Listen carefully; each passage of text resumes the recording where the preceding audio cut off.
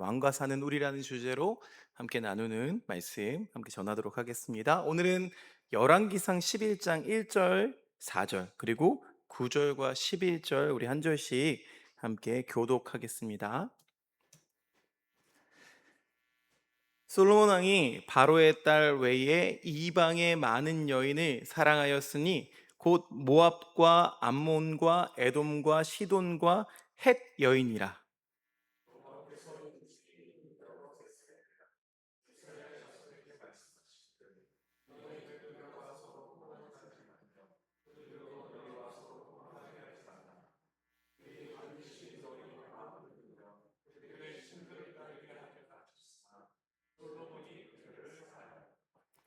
왕은 후궁이 700명이요 첩이 300명이라. 그의 여인들이 왕의 마음을 돌아서게 하였더라.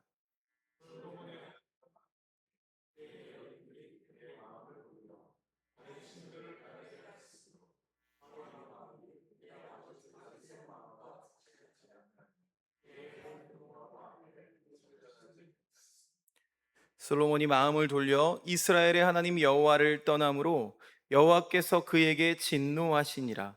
여호와께서 일찍이 두 번이나 그에게 나타나시고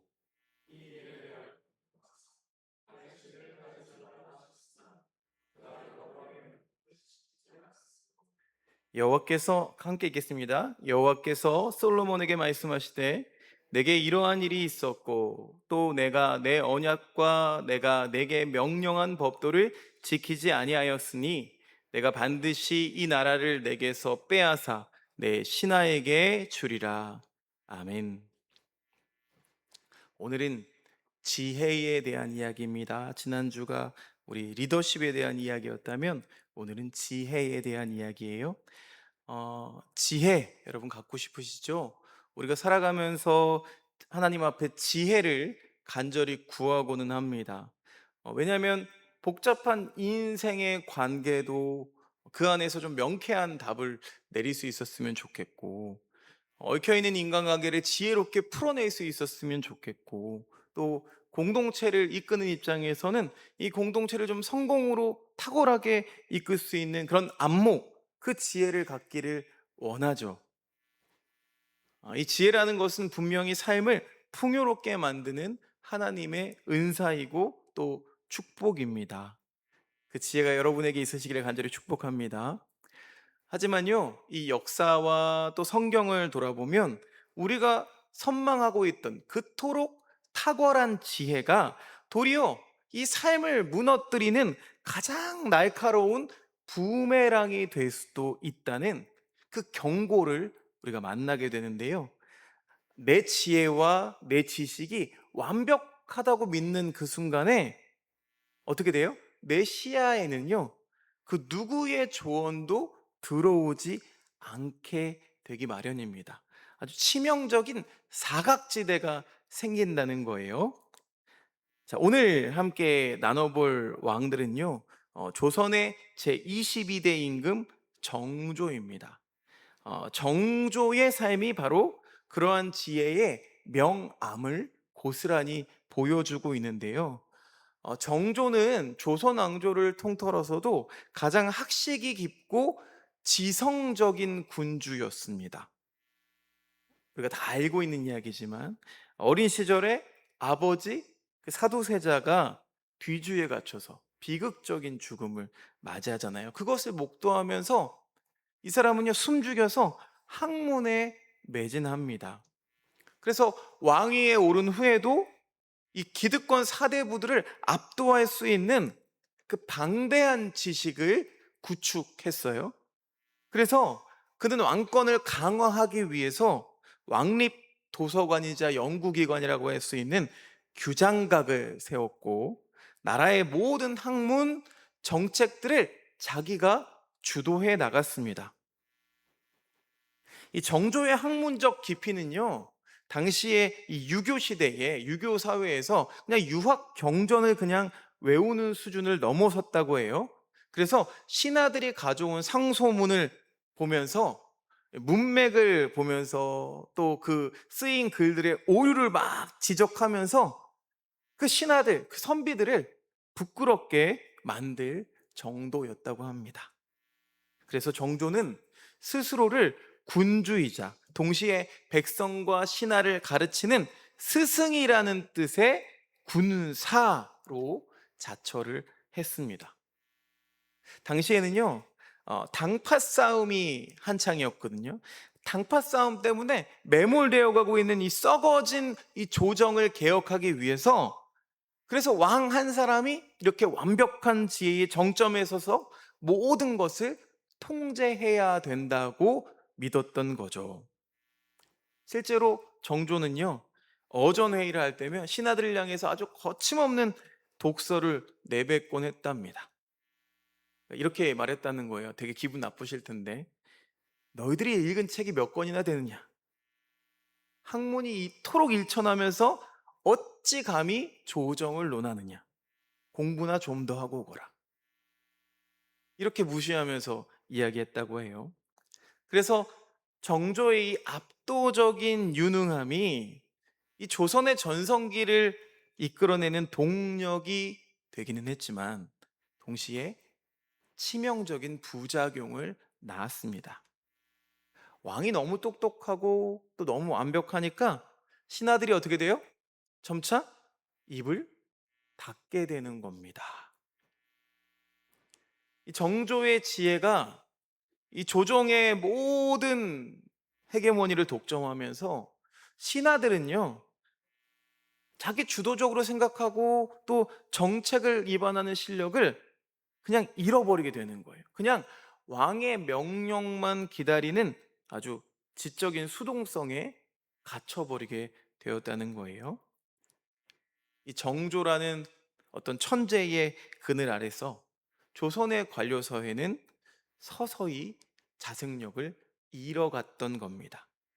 그야말로 내 지혜가 완벽할 때 주위의 지혜를 말살시키는 사각지대가 만들어졌다는 거죠. 비극입니다.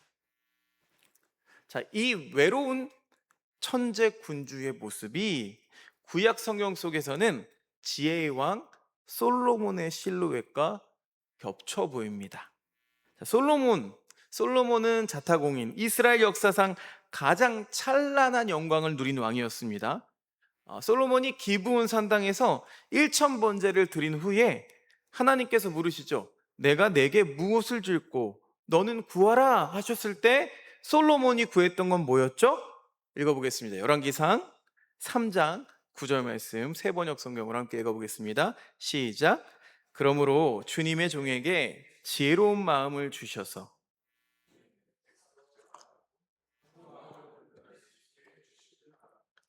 이렇게 많은 주님의 백성을 누가 재판할 수 있겠습니까?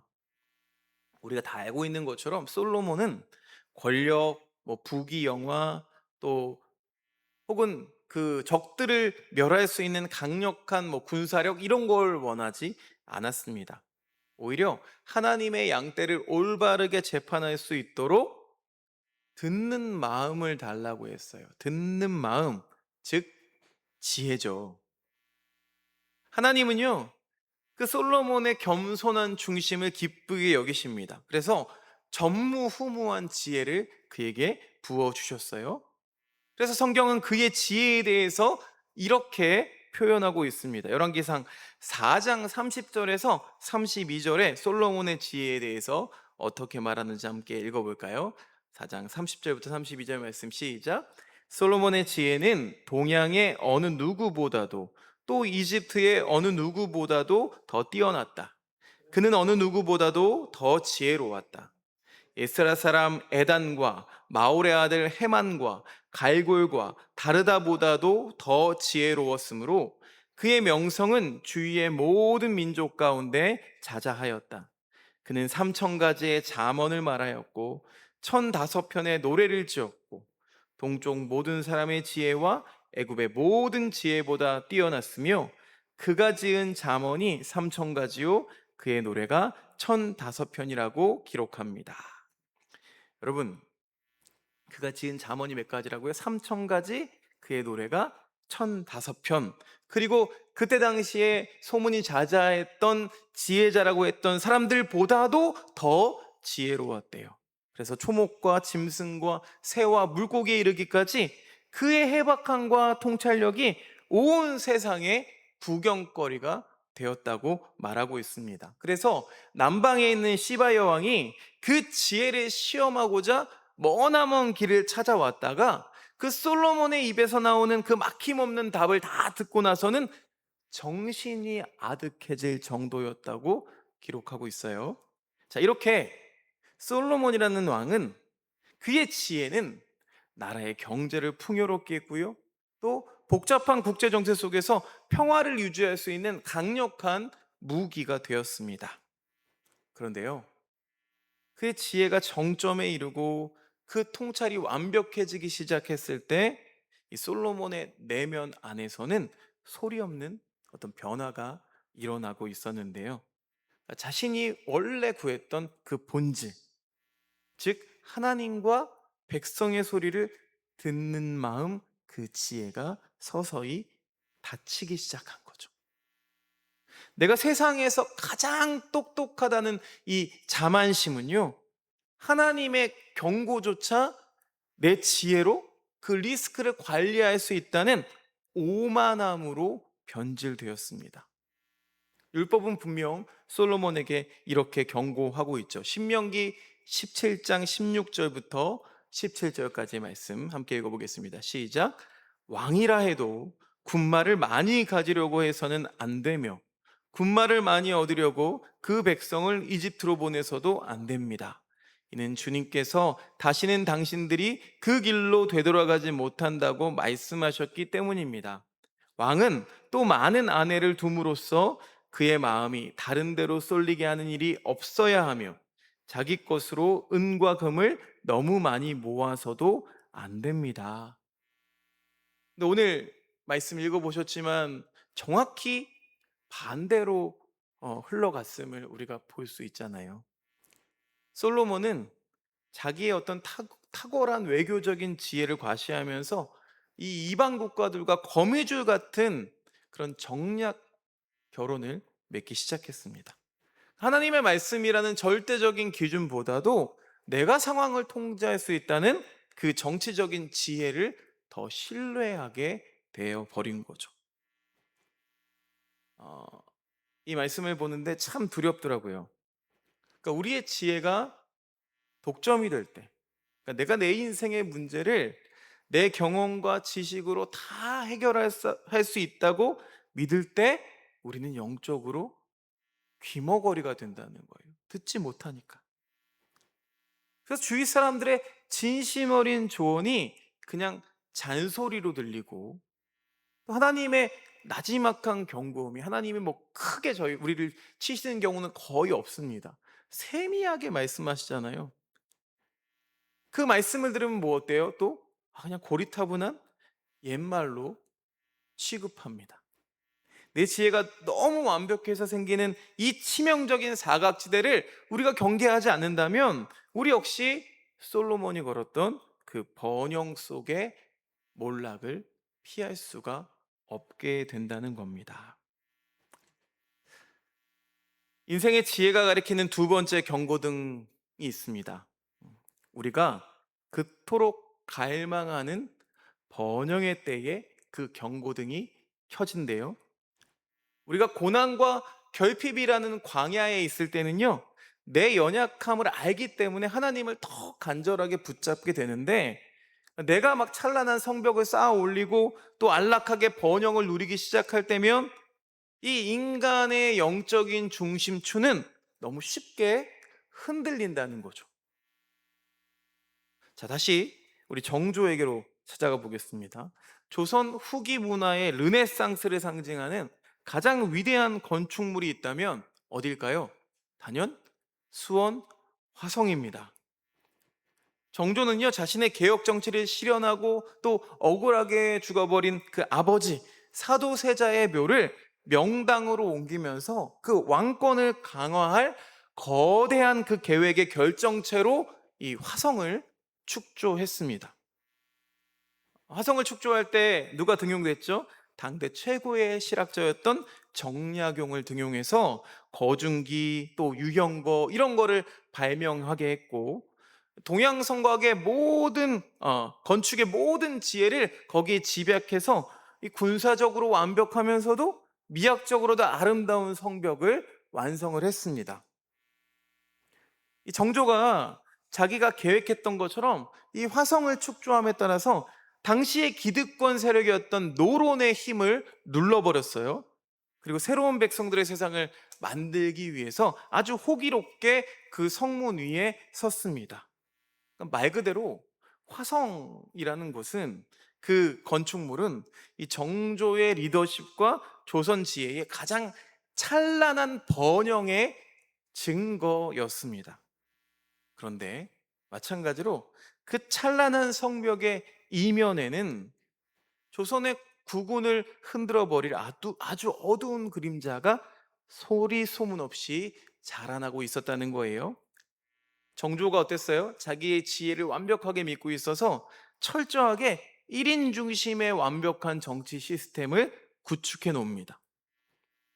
그 시스템은요, 오직 이 인간 정조라는 사람이 살아있을 때만, 그 천재가 살아있을 때만 작동할 수 있는 시한부 기계였다는 거예요. 이 정조가 그래서 큰 실수를 범하게 되는데, 이 왕권을 강화하기 위해서 자기 세자를 보필해 주길 부탁하면서 특정 가문, 그러니까 안동김 씨, 김조순 등한테 이 세자의 보필을 사적으로 부탁을 합니다. 근데 이게 실책이 됐어요. 그러니까 내가 가진 지혜, 내가 이렇게 하면 우리 세자가 안전할 수 있을 거야 라고 믿었던 그 척신 정치가 결국엔 큰 실책이 되고 말았습니다. 그래서 1800년 정조가 갑작스럽게 세상을 떠나자마자 그가 이제껏 쌓아 올린 그 찬란한 화성의 정치적 유산은 순식간에 공중분해되기 시작합니다. 왕권은 급격히 추락했고 그가 믿었던 가문들이 권력을 독점하게 되죠. 아주 잔인한 세도 정치가, 그 암흑기가 조선 후기 60년을 지배하게 됩니다. 처음에는 백성을 살리겠다면서 평생을 쌓아 올렸던 그 지혜의 성벽이 정작 자신이 떠난 후에는 나라의 기틀을 뿌리째 흔드는 아주 비극의 빌미가 되어버린 거죠. 사랑하는 여러분, 인간이 세운 그 찬란한 성벽은 결코 미래의 안위를 보장해 주지 못한다는 아주 역사의 준엄한 교훈으로 들으시기를 바랍니다. 솔로몬도 마찬가지였어요. 솔로몬도 그 인생 역시 가장 눈부신 그 번영의 순간에 그 영적 중심이 무너져 내리죠. 다윗은 짓지 못했어요. 다윗이 평생 준비했던 그 자재들을 가지고 7년 동안 온 힘을 다해서 예루살렘 성전을 건축합니다. 온통 순금으로 도배된 성전이었죠. 하나님의 임재를 상징하고 지상의 가장 거룩하고 화려한 공간이 그 성전, 예루살렘 성전이었습니다. 그런데 이어서 그는 7년이 아니라 13년 동안 자신의 백향목 왕궁을 지어 올립니다. 그래서 뭘 과시해요? 이스라엘의 국력을 온 세상에 과시하는 거죠. 왕의 보좌는 상아로 만들고요, 거기에 순금을 입혔고, 또 솔로몬 시대에는 은을 돌처럼 흔하게 여길 정도로, 당시에는 은금이라고 불렀잖아요. 은이 아니라 은이 더 비쌌습니다. 근데 은을 그냥 돌처럼 여길 정도로 물질적인 번영이 극에 달했던 시대였습니다. 성전과 왕궁이라는 그 찬란한 성벽이 이 예루살렘을 가득 채웠을 때 세상 그 누구도 이스라엘이 무너질 것이라고는 생각하지도 못했겠죠. 하지만 그 화려한 번영의 커튼 뒤에서 이 솔로몬의 신앙적 정체성은 점점 썩어 들어가고 있었다는 거예요. 외교적인 평화, 또 안정을 유지하겠다는 명분 아래 수많은 이방 여인들이 그의 부인, 그의 첩이 됐잖아요. 이 여인들이 늙은 솔로몬의 마음을 야금야금 돌려놓기 시작하는 거예요. 여호와의 성전을 지어드렸던 그 지혜로운 손으로 이제는 그래서 예루살렘 앞산에 모압에 가증한 그모스를 위한 산당을 짓고 또 암몬에 가증한 몰록을 위한 우상의 제단을 쌓게 하기 시작한 겁니다. 오늘 말씀이 그 처절한 영적인 파산을 이렇게 고발하고 있어요. 11장 4절 말씀 다시 한번 읽어보겠습니다. 시작. 솔로몬이 늙으니 그 아내들이 솔로몬을 깨워서 다른 신들을 따르게 하였다. 그래서 솔로몬은 자기의 주 하나님께 그의 아버지 다윗만큼은 완전하지 못하였다. 어찌 보면 솔로몬이 더 화려한 왕의 그 일기를 쓴 것 같은데도 성경은 정확하게 평가하고 있죠. 그의 아버지 다윗만큼 온전하지 못하였다. 여러분, 이렇게 여호와 하나님을 향한 예배의 중심추가 이 번영이라는 무게에 눌려서 완전히 떨어져 나가버린 순간입니다.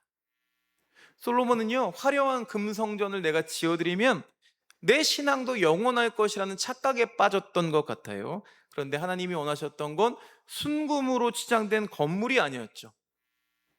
그냥 왕의 마음 중심에 흐르는 그 변함없는 초심의 예배를 원하고 계셨습니다. 그 찬란한 성벽 뒤에서 영적 중심이 무너진 그 솔로몬 성전은 결국 영광은 다 떠나버린 화려한 껍데기에 지나지 않았습니다. 자, 이 두 왕들의 삶을 통해서 문득 우리들의 삶을 조용히 돌아보게 됩니다. 우리도 지금 내 인생의 화성을 축조하고 있지는 않은지, 또 솔로몬의 궁전을 짓기 위해서 밤낮으로 내 지혜를 짜내고 있지는 않은지, 내가 쌓아 올린 내 스펙을 쌓아 올리는 그 번영의 정점에서 정작 내 영혼의 중심추는 과연 무엇을 향하고 있는지를 묻게 됩니다. 세상의 성벽이 화려해질 때 골방의 기도가 멈추게 되고, 말씀 앞에서 오늘 찬양했던 것처럼 말씀 앞에서 떨림이 우리가 사라진다면 그건요, 번영이 아니라, 복이 아니라 가장 위험한 영적 위기입니다. 겉모습의 화려함에 속지 않고 그 내면의 영적 중심을 날마다 하나님 앞에 바로 세우는 유연함이 있기를 간절히 소망합니다. 자, 이렇게 역사와 성경이 마주보는 거울 앞에서 우리가 오늘 함께 붙들어야 할 그럼 지혜라는 것은 과연 무엇일까요?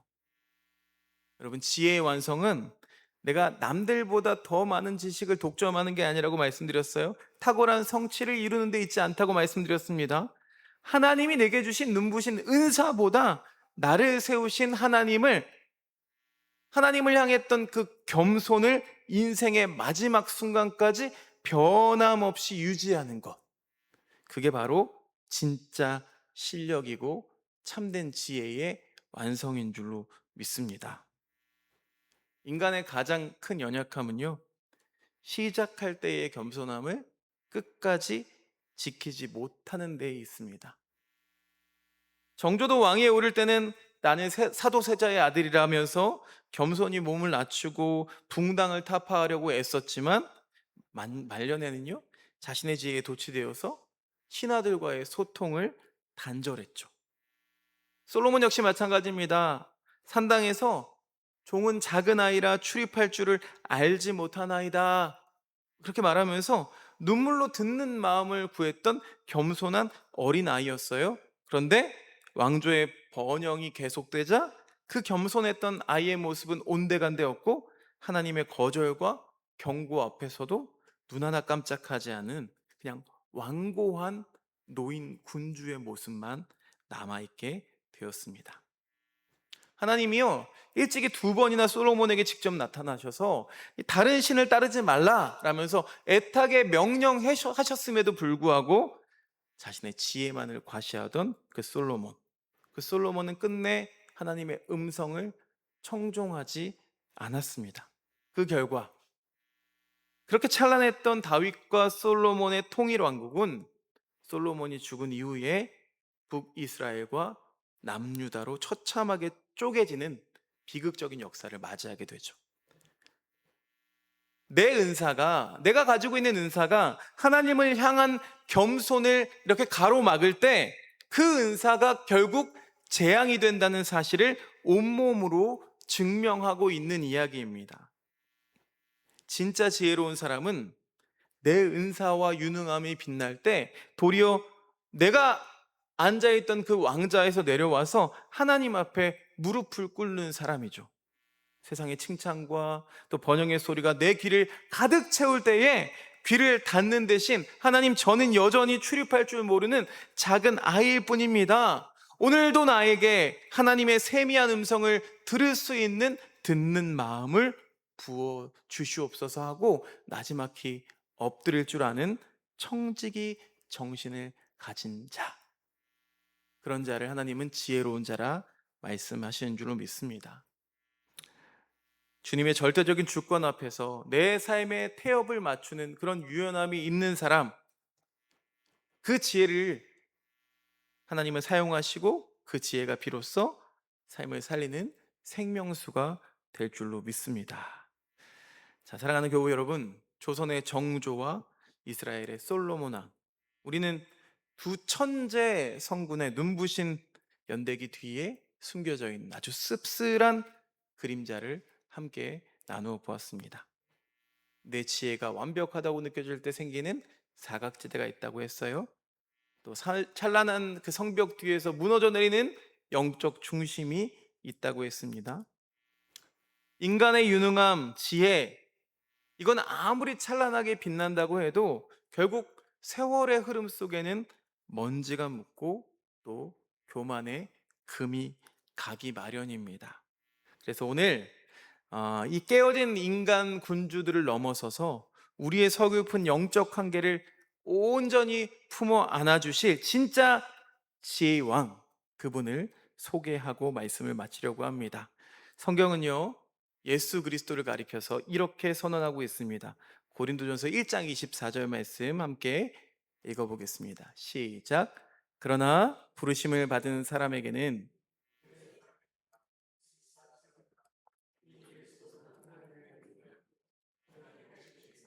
아멘이십니까? 우리에겐 예수님이 하나님의 지혜 그 자체입니다. 예수님은 솔로몬보다 더 크고 깊은 하늘의 신성한 지혜를 가지고 계신 분이셨지만 이 지혜를 가지고 제자들을 압도하거나 기득권을 독점하려고 하지 않으셨습니다. 오히려 그 하늘 보좌의 완벽한 영광을 버리셨어요. 이 땅의 낮은 곳으로 내려오셔서 무지하고 상처 입은 세리와 죄인들의 친구가 되어 주셨습니다. 자신의 지혜로움과 자신의 의로움을 증명하기 위해서 화려하게 성벽을 쌓아 올리는 대신에 십자가라고 부르는 가장 부끄럽고 미련해 보이는 그 나무 위에 매달리셔서 자신의 온몸을 깨뜨리셨습니다. 우리 인생에 무너진 영적 중심줄을 그 그리스도의 피로 다시 세워주신 완벽한 지혜의 성군이십니다. 세상의 노래는 그게 미련하게 보였죠. 하나도 지혜롭게 보이지 않았어요. 그러나 그 십자가의 낮아짐이 결국 모든 인류를 죄에서 구원해내는 가장 위대한 하나님의 지혜의 완성이 되었음을 여러분 기억하시길 바랍니다. 우리의 분주한 일상을 가만히 응시해 봅니다. 혹시 내 지혜와 지식, 이게 너무 완벽하다고 믿어서 내 곁에 있는 소중한 사람들의, 가족들의, 지체들의 아픈 목소리를 외면하고 계시지는 않으십니까? 내 힘으로 화려한 그 성벽을 쌓아 올리느라고 정작 하나님과의 은밀한 일대일 관계, 골방의 예배는 천막 속에 방치해 두고 있지는 않으십니까? 내 유능함을 증명하려고 움켜쥐고 질주하다가 지쳐 낙심해 있지는 않으십니까? 이제 그 팽팽하게 움켜쥔 손을 펴기를 원합니다. 우리 인생의 진짜 주권자이자 지혜이신 주님 앞에 겸손히 함께 고백할 수 있었으면 좋겠습니다. 하나님, 내 짧은 지혜와 내 경험을 내려놓고 여전히 주님의 음성을 기다리는 작은 아이로 이 자리에 서기를 원합니다. 내 인생의 찬란한 성벽 뒤에서 예배가 무너지지 않게 해 주시옵소서.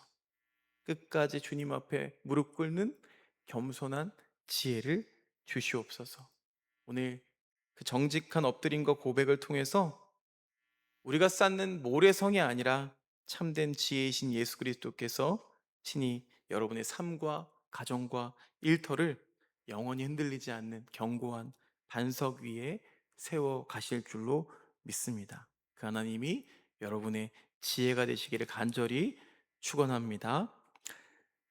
제가 먼저 기도합니다. 하나님, 오늘 선포된 말씀을 우리 심령에 깊이 새깁니다. 내 힘과 지혜로 인생을 통제할 수 있다는 어리석은 교만을 이 시간 십자가 앞에 모두 내려놓습니다. 화려한 삶의 겉모습을 채우느라 정작 주님 앞에서의 엎드림을 잃어버렸던 우리의 연약함을 주님 용서하여 주옵소서. 주님, 우리에게 끝까지 주님을 의지하는 겸손을 허락하여 주시옵소서. 세상의 칭찬과 번영 속에서도 영적인 중심추를 잃지 않게 하시고 이웃의 아픔과 주님의 세미한 음성을 분별할 수 있는 듣는 마음을 우리에게 부어 주시옵소서. 우리가 쌓아올린 모래성을 의지하지 않고 참된 지혜이신 예수 그리스도 그 반석 위에 우리 남은 삶을 든든히 세워가게 하옵소서. 예수님의 이름으로 간절히 기도드립니다.